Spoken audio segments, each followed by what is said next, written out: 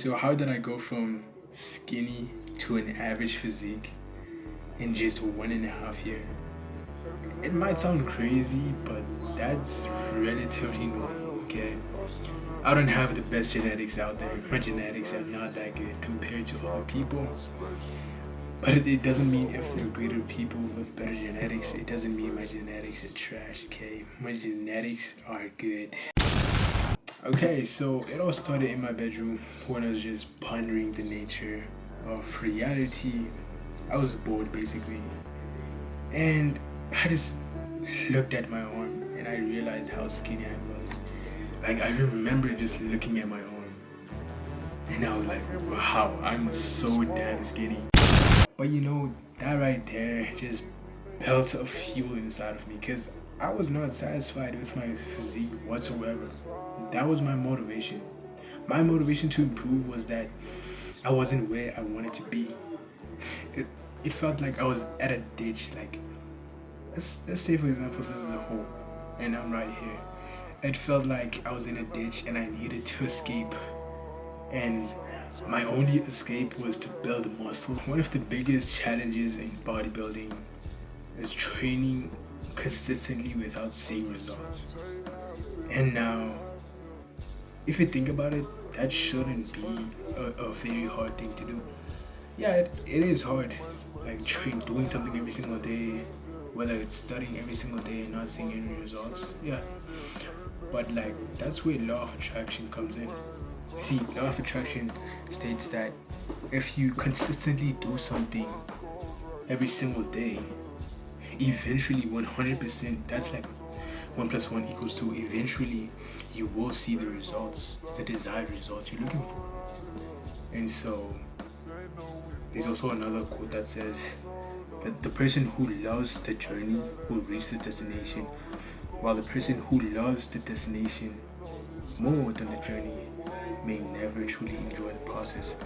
And so, you should actually trick your psychology. You should trick your mind into thinking that you actually love bodybuilding. You love training every single day. Not every single day. You need days to train because muscles can't grow without recovery, of course. So you have to trick your mind into thinking that you love training. But if you're just mentally tired and you don't feel like training, train anyways because those days matter a lot. So even if you don't feel like training, you should train anyways. And that's where discipline comes into play. If you don't have discipline, yeah, you might as well click off this video.